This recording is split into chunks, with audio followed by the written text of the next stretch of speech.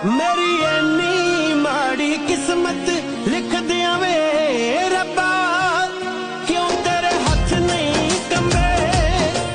मेरी एनी माड़ी किस्मत लिख दिया वे रब्बा, क्यों तेरे हाथ नहीं कंबे।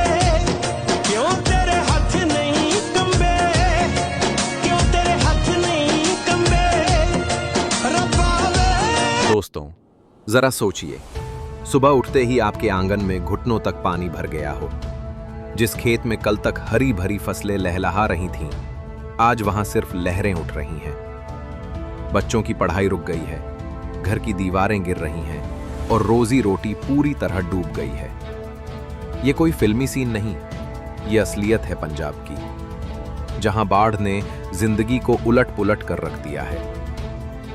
आज की इस वीडियो में हम आपको दिखाएंगे क्या हो रहा है, क्यों हुआ ये सब, कब से हालात बिगड़े, कहां सबसे ज्यादा असर है, किसे झेलना पड़ रहा है सबसे बड़ा दर्द और कैसे लोग इन हालात से लड़ रहे हैं। पंजाब इस वक्त बाढ़ से जूझ रहा है। कई जिलों में गांव-गांव पानी भर गया है। लोग अपने घर छोड़कर सुरक्षित जगहों पर जा रहे हैं। खेत पूरी तरह डूब गए हैं। जो गाड़ियां सड़कों पर दौड़ती थीं, आज पानी में आधी डूबी खड़ी है। सबसे दर्दनाक नजारा यह है कि लोग अपनी जिंदगी की कमाई, घर, जानवर, अनाज सबको आंखों के सामने बर्बाद होते देख रहे हैं। दोस्तों, बाढ़ सिर्फ बारिश से नहीं आती, उसके पीछे कई वजहें होती हैं। इस बार भारी बारिश ने हालात बिगाड़े, लेकिन असली संकट तब शुरू हुआ जब सतलुज और ब्यास जैसी नदियां उफान पर आ गईं। ऊपर से ड्रेनेज सिस्टम की हालत पहले से ही खराब थी। नालों की सफाई नहीं हुई थी। नतीजा ये निकला कि पानी का बहाव गांवों और खेतों की तरफ मुड़ गया। और हां, एक और सच्चाई ये भी है कि हमने खुद प्रकृति के साथ खिलवाड़ किया।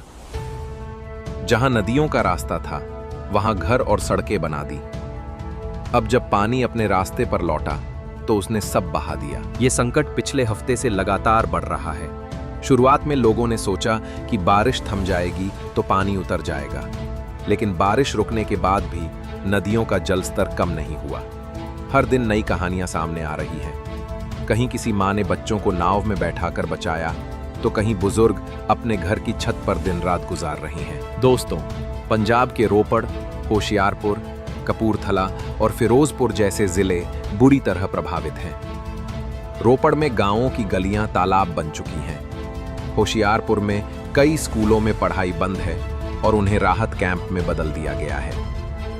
कपूरथला में किसानों की धान की फसल पूरी तरह डूब गई है। फिरोजपुर में कई गांव टापू बन चुके हैं, जहां पहुंचने के लिए सिर्फ नाव ही सहारा है।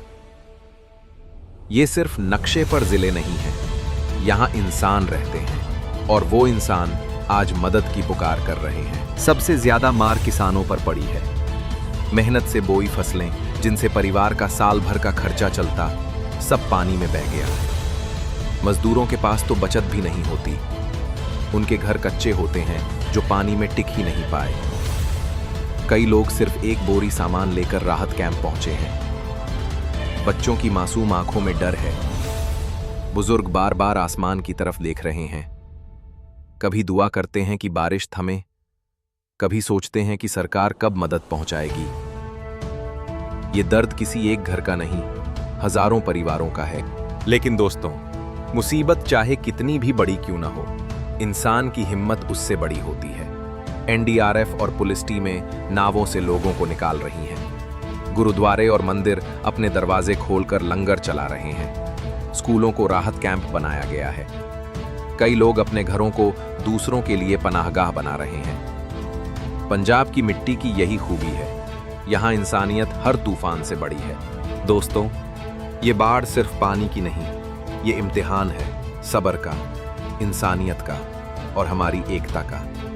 पंजाब आज मदद की आस लगाए बैठा है। अगर आप मदद करना चाहते हैं तो लोकल एनजीओ, गुरुद्वारों और राहत कार्यों से जुड़ सकते हैं। थोड़ा सा योगदान भी किसी की जिंदगी बचा सकता है। वीडियो को लाइक और शेयर कीजिए ताकि ये आवाज़ दूर तक पहुंचे। चैनल को सब्सक्राइब करना मत भूलिएगा, क्योंकि हम आपको ऐसी ही सच्ची कहानियां आगे भी दिखाते रहेंगे। और आखिर में अपनी दुआओं में पंजाब को जरूर याद रखिएगा।